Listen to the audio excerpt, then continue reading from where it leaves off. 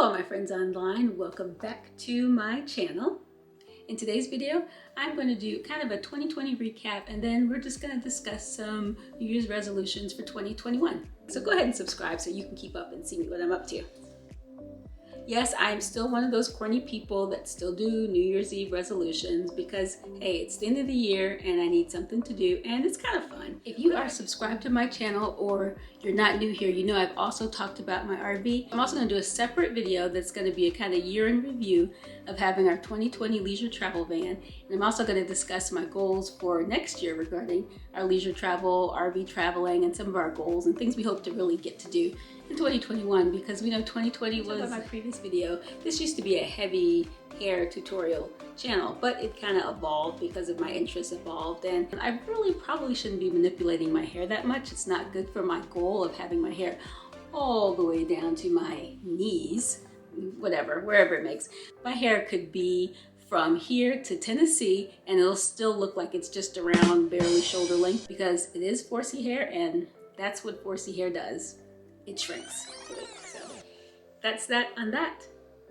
So today we're going to discuss basically a recap of how I took care of my hair this past year, even though this technically isn't a hair channel, because I just feel like discussing it and it is my channel.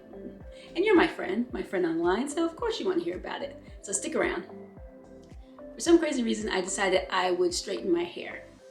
Because why not? I'd been taking care of my hair for 2020, keeping it up, keeping it moisturized, protective styles and everything. So I kind of wanted to see where I was in the process. I think I got pretty darn good results. Now, I really did like my hair long and flowy, but my God, the effort and energy, I don't see that happening very often. So for all my friends and family, it's like, oh, your hair looks so great, you should wear it like that all the time.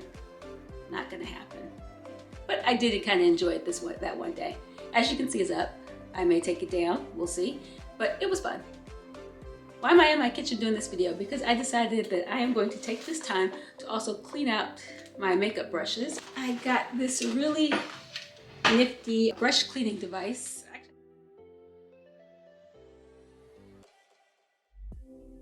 But my biggest accomplishment was keeping my routine very simple. My shea butter mixture and water. I pretty much have been using the same shampoo for years, the Trader Joe brand. I'll put it here because I kind of forgot the name.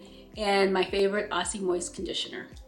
At least once a month, I do a deep conditioner mix of avocado, olive oil, and coconut oil. Let that sit in my hair as a pre-poo or before washing, and then rinse it out in the shower. And that's been helping my hair a lot, I think. For 2020, I used very little to absolutely no heat. Until a couple of days ago when I decided to straighten my hair. When I did straighten and flat iron my hair, obviously if you haven't straightened and cut your hair in a while, it's going to be uneven. It didn't look like my hair was damaged. Yes, it was uneven, but the ends looked pretty healthy, as you can see in this, well, in my opinion, in my picture, it looked pretty healthy. I'm sure there's going to be somebody out there telling me, your hair is uneven, your hair is damaged, you need to trim at least 3, 4, 5, 6 feet off. I don't care. I like the way it looks. The ends feel healthy, so I'm just going to go with it. Thank you for your comment, though. So I feel like I did reach my length goal for the year.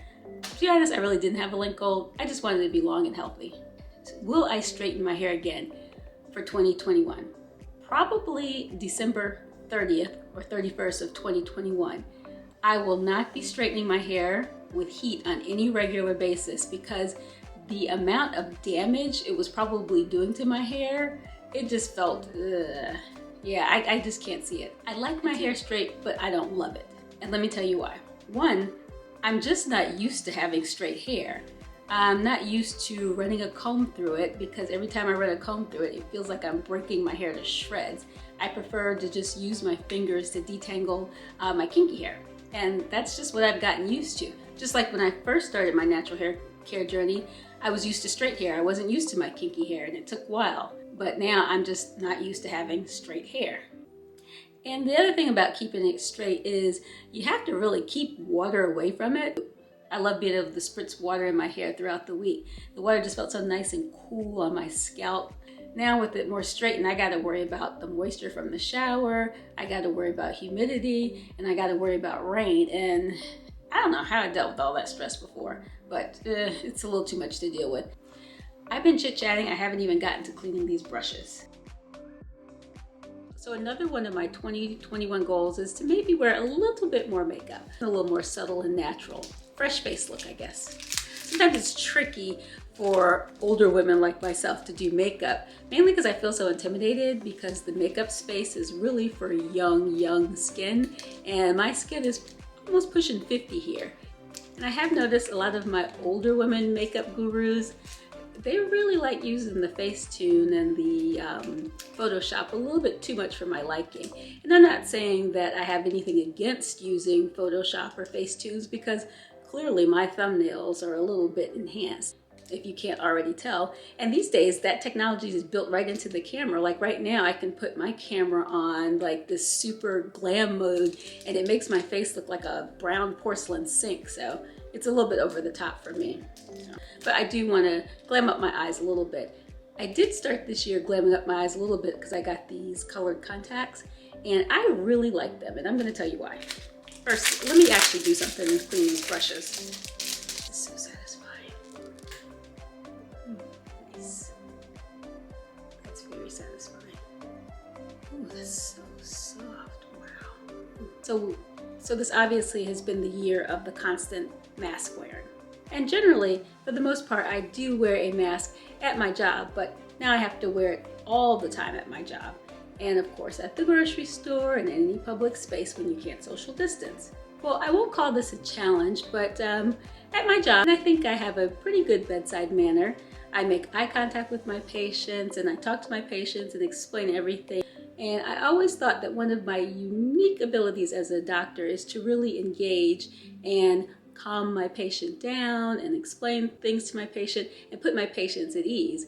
And this is no way bragging or anything like that, but I've been told that I have a very nice smile. You be the judge. Let me know in the comments below if you think my smile is nice or you think it sucks. Just kidding. Let me know how beautiful I am. That's totally kidding. Anyway, I digress. And I think one of the ways that I engage the most with my patients is a simple smile. I find just a simple smile puts patients at ease and people in general at ease. It does help them to, trust you, have more confidence in you, and it just helps them maybe let their guard down a little bit and talk to you a little bit more about things that are bothering them, symptoms, concerns, and things like that, much more than if you have a stern approach with the patients. So my smile I consider to be very warm, very engaging, and I think it's like my secret weapon to really getting my patients to relax and open up and trust me, basically. And obviously with the mask, they can't tell that. A lot of people say, hey, you smile with your eyes, and maybe so, but it just feels like this mask is my social kryptonite, I guess. I just feel like I'm not connecting with the patients and expressing to them how I feel because they can't see me smiling. Not everything is a smiling situation, but I deal in outpatient care, so things aren't like emergencies or tragedies or anything like that. I mean, I'm trained to take care of those if the need comes up, but it's not that deep. So I kind of just lost that ability to connect with my patients with my smile. The only thing left is my eyes. I have never considered my eyes one of my strong features, mainly because they're small. And half the time they're so small people can't even tell if I have them open or not, especially when I smile. So I feel like if I'm smiling under my mask, my eyes are pretty much disappearing. One of the things that I did pre-COVID to help, that I thought helped open up my eyes and make my eyes a bit more engaging was the first thing I got the eyebrows tattoos. And I made a video on me getting the eyebrow tattoos, and you should go watch it after this one, of course. So having the eyebrows on fleek. That is so old. I don't know why I still did that. Anyway, tattooed on, really I felt kind of framed my face a lot better, and I didn't have to get up at ungodly hours in the morning trying to pencil an eyebrow. So I really loved having those eyebrows, and I thought that helped a lot. And then I took it a step further and I started getting eyelash extensions. I loved eyelash extensions. They just basically made your eyes pop. I felt like they made my eyes a lot bigger, a lot brighter, and just a lot more engaging. So then COVID happened, and I know they have the mask and everything, but just having someone like just that in your face, breathing down on your face, I'm just not ready for that. I'm just not ready. So then I started with trying to put on false eyelashes, Okay, 5 o'clock in the morning, false eyelashes and eyelash glue, it just wasn't working for me. One, no matter what glue I use, it always made my eyes tear up. And I had bad allergies, and having tearing eyes in the morning is kind of normal for me. Then you add eyelash glue, just wasn't gonna happen. And my coordination just isn't that great at 5 o'clock in the morning. It just really isn't. So I just kind of gave up on the eyelashes. And then I discovered these magnetic eyelashes, and let me tell you, the learning curve is pretty steep for magnetic eyelashes, but eventually I did catch on, and I use the accents. I don't use the full ones that go right across. Then I was watching this YouTuber that was reviewing colored contacts, and colored contacts is nothing I ever really considered because one, I wear my glasses most of the time, so it was like I don't really wear my contacts to work. But I thought, hey, you know, since all they can see is my eyes and I want something to pop and be engaging, why not give it a try? So I used her coupon code. Her name was Lizette. I forgot her last name, but I'll put it down below. And just, you know, kind of ordered the contacts just for the fun of it, to see if I'd like it. So I got something really subtle. Well, in my opinion, I think it's very subtle. And lo and behold, I found that I really liked them. I put them in and I felt like they immediately opened up my eyes. They made my eyes look a little bit bigger. You know, I felt my face looked awake with the eyes. And then I popped on the little eyelash extensions in between the two of them. I feel like it really makes my eyes pop. What do you think? Are my eyes popping? Do they have poppage? I do get lots of compliments about them. And I tell patients, you know, if they tell anybody that, I say, oh gosh, these are contacts. Like if someone says, oh, your eyes are so beautiful, I say, thank you, these are contacts. And I kind of briefly talk about the whole, I used to get eyelash extensions, but now I need something to make my eyelash pops. And people get a chuckle out of that. So it is kind of a way to engage the patients and give them a kind of a little funny story. And I feel like it's made a difference. I mean, not every patient talks about the color of my eyes or mentions or anything like that, but I do feel like since I've been wearing them, it puts people, I don't know, I feel like it does make them focus on my face a little bit more. And when people focus on your face, they tend to focus more on what you're saying as opposed to looking off to the corners or looking down to their feet or God knows whatever people look at when they're not looking you in the eye. And I feel like it has helped patients kind of engage me more directly in the face and pay attention to what I'm saying. Because I find that I've had to repeat myself a lot less since I've been wearing these contacts. This could all be in my head. I could be totally making it up or just feeling that way. But I just feel like people are a little bit more engaged in my face. And because they're more engaged in my face, they're more engaged at what I have to say. Even though they can't see my lips moving, they're more engaged to stare at my face and get the words that are coming out of my mouth. I feel like that movie, what movie was that from? Do you understand the words that are coming out of my mouth? So it's kind of interesting. I just feel like people just kind of pay attention more because my eyes are a different color. So whether that's all in my head or whether it's true, it's working. I'm repeating myself a little bit less. People are feeling more relaxed. You can call it whatever you want. It's working, so I'm gonna go with it, okay? So now we've discussed all that. Let's talk about 2021 goals. They're actually pretty simple. I want to keep my hair stretched to the max. I'd gotten away from always stretching my hair just because I always thought it looked kind of thin at the ends, and I like the fullness of having more shrunken hair. Not shrunk like I was fresh out the shower, but just slightly stretched. This year I'm going to go for keeping my hair stretched to its maximum capacity, but without heat. I want to do that so wash days will be hopefully faster and a lot easier. For 2021, I'm going to continue the same products that I used for 2020, and I'm also going to keep up with my same protective style regimen. My hair is straightened right now, so my protective style for pretty much is going to be these two little buns. I'm not going to straighten my hair again until the end of 2021, so I basically can see my progress. And now, my beauty goals for 2021, very simple. Opening my eyes, I'm going to kind of lean heavy on these colored contacts. I may go ahead and get prescription contacts in the same color.